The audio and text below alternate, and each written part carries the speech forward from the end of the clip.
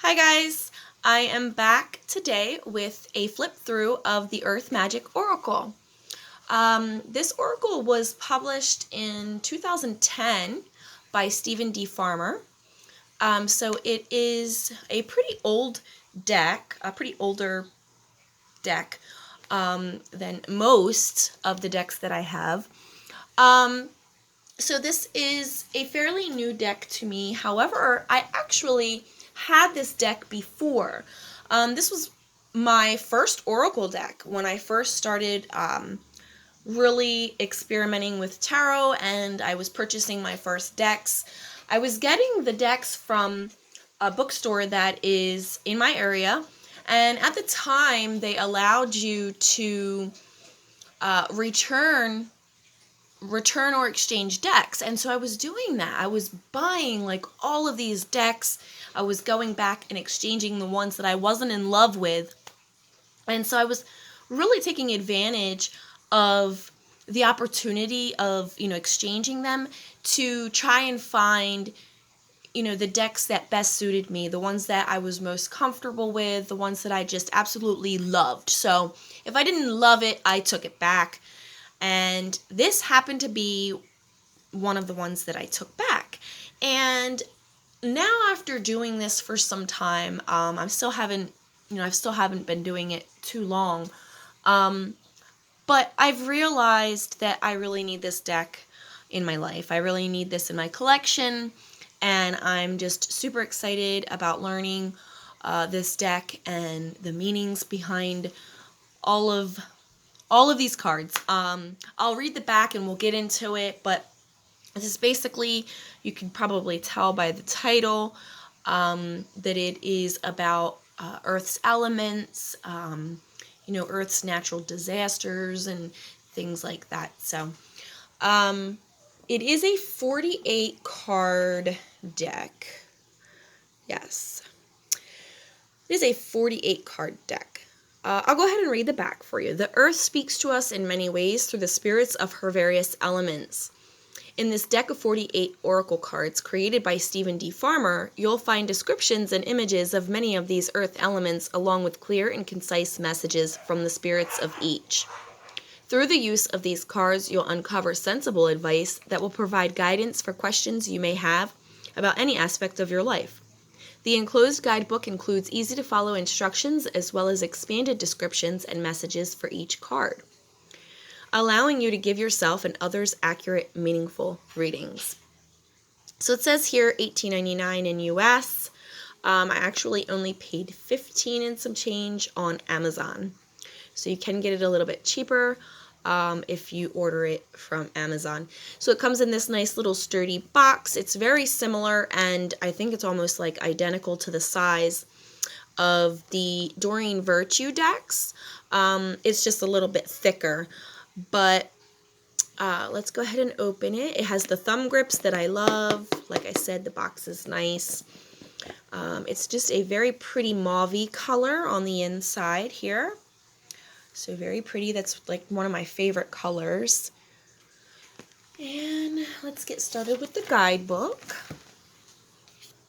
Okay. I had my candle lit over here in my, this is a Himalayan salt crystal candle holder thingy, mabob, or whatever you want to call it. I had a tea light in it, but it went out.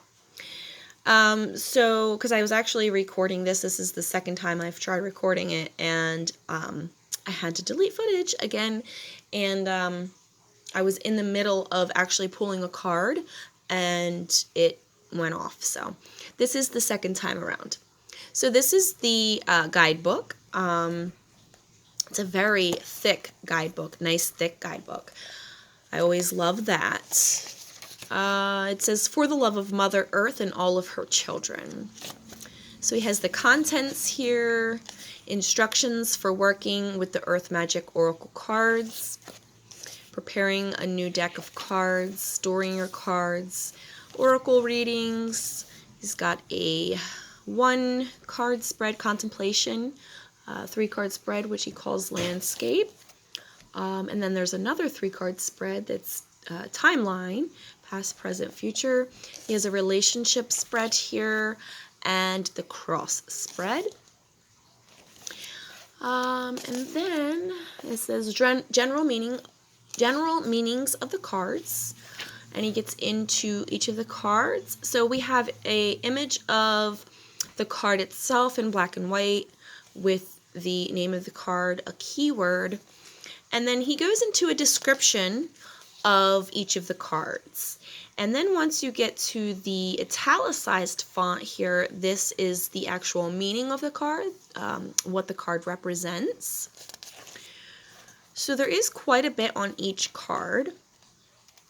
So he goes through all of those meanings. And then I don't think there's too much after that. There is some artwork.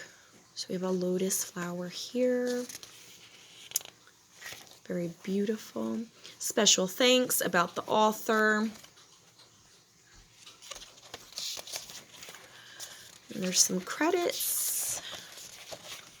And some more artwork. There's a little space for notes. Not much, but a little space. And then some more artwork there. Then I guess you could use the, there's this page here and this one. You could use that for notes as well if you wanted to. So again, a nice, thick, informational guidebook. I always love a good, thick guidebook. Okay, so let's get into the cards. Okay, so these are the backs of the cards. So it has an image of a tree. With its roots down here.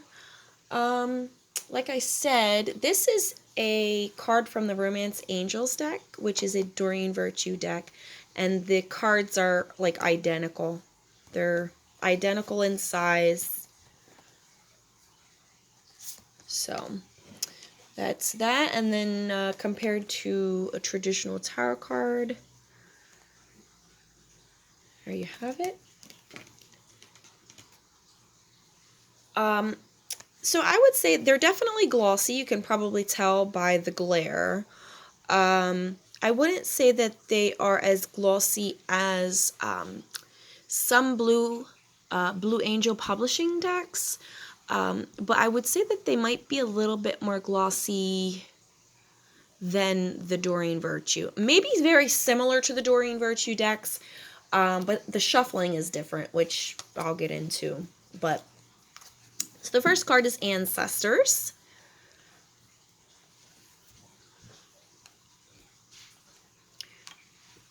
And we have Autumnal Equinox.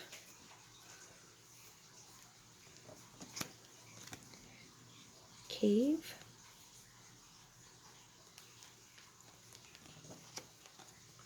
Ceremony. I think that's really nice. She's got her crystals out, her candles. Childhood.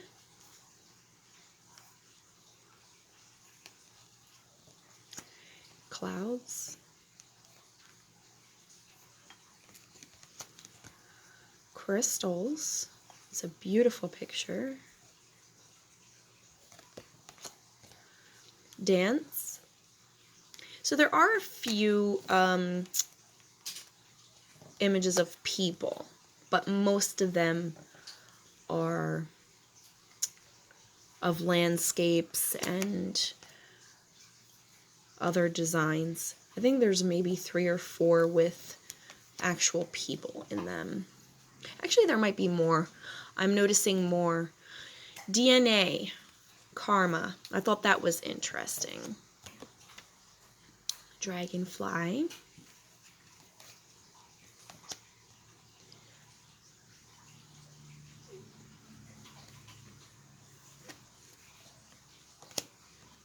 Eagle.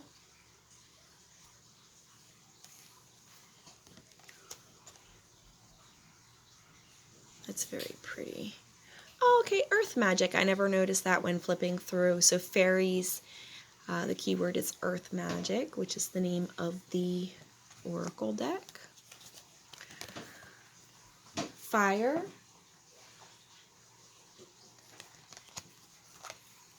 Fog. I really like this picture too, this image with the sunlight just coming through.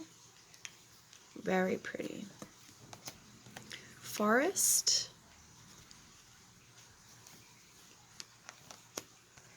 Full moon. Gaia.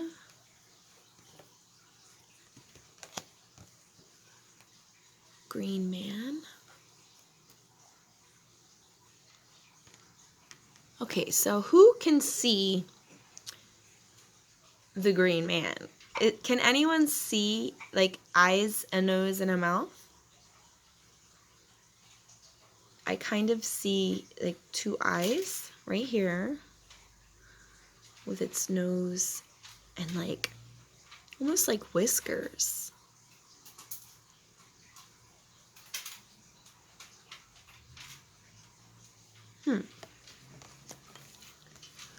Iceberg.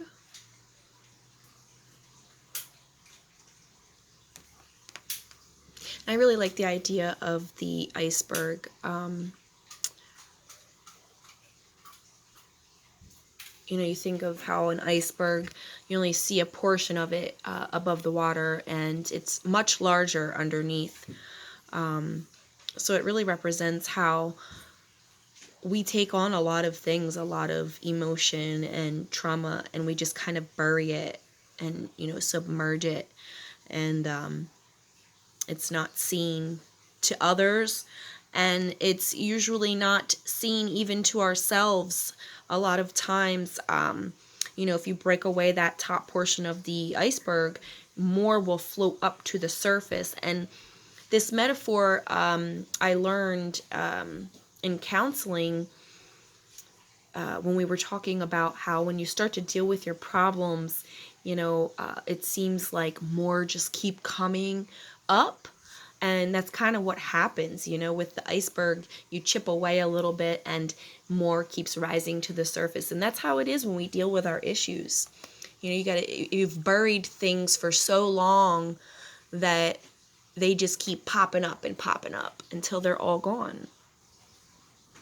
Island. Lake. This is nice. The little canoe. Lightning. Lotus flower. Love. Meadow. That's my puppy's name. One of my puppies. Milky Way. This was actually the card that popped out that I was getting ready to read the explanation in the guidebook for, and the camera turned off. So, like I said, if we have time, I will shuffle again and pull one just so we can get an idea of how he explains his cards. New moon. Ocean, very pretty. Rain. Rainbow. River.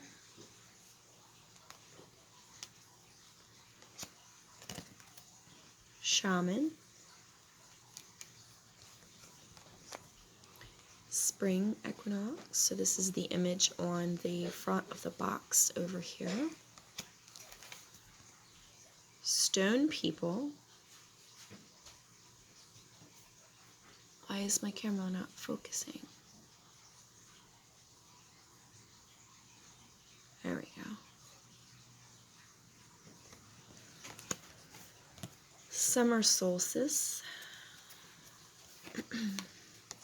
Tree. Now this is the image on the back.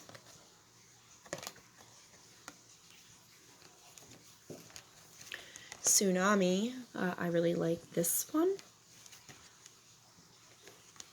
I like this one also. Volcano. Waterfall. Effortless like a waterfall. Whale.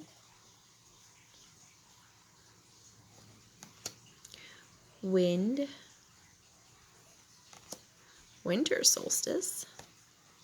And wolf. So that is the deck.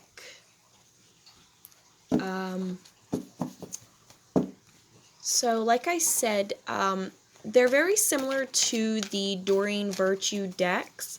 The shuffling is a little bit different. With the Doreen Virtue decks, they seem to be a little bit more matte, and they kind of glide together a little bit more than these. These kind of clump a little and stick a little. It is a new deck, so, you know, that happens with, especially with the glossier cards. But it doesn't bother me too much. They definitely wear in, and if you're a rifle shuffler, they'll wear in even faster. So, okay, we have a couple of extra minutes, so I'll go ahead and pull a card, and we will read what's in the... Oh my goodness! Did I not just say that this is the card that came out of the deck when the camera shut off? And here it is again. So this must be a message. This is either a message for me or a message for one of you guys. This is definitely Spirit wanted us to talk about the Milky Way today. So let's look up Milky Way. I'm very curious now to see what this represents. Okay.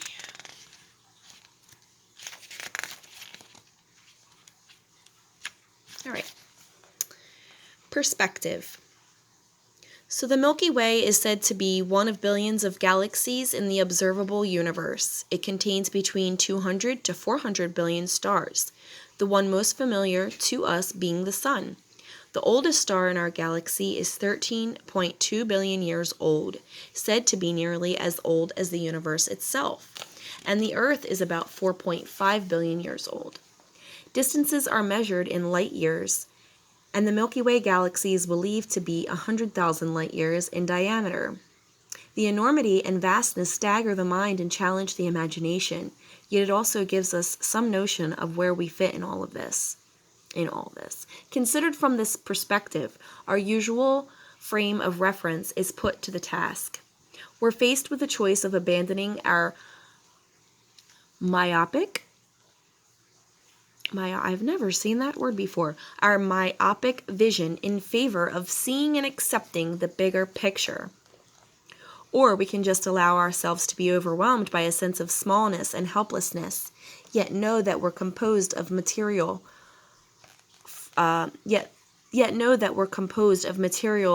from those very stars that inhabit the Milky Way. Sorry, guys. Thus, we're connected to Earth and the entire universe at all times, in life and in death. I have my son behind me, just so you know. He's like jumping up and down and making all kinds of noises because he really wants to, he really wants something, I think. And he's trying to wait until I'm done this video. But he's being very patient. He's just jumping up and down and kind of distracting me. So like I said here, in the regular text is a description. So he gives a description of the Milky Way, and then we'll get into the meaning here with the italicized text. So it says, "You have lost your perspective, so it is time to step back, breathe, and allow yourself to detach in order to gather information from your senses and regain your perspective about the situation. Detachment does not mean that you no longer care. It simply indicates that you are looking at things from a different point of view. It is an outlook that is not clouded by emotions, judgment, or attachment to outcome, but instead maintains a non-reactive awareness of these things. The witness, the internal aspect of yourself that simply observes everything in your life, offers his or her eyes here. Through these lenses of pure awareness, you can examine all aspects of your experiences, physical, emotional, and mental, without denying anything.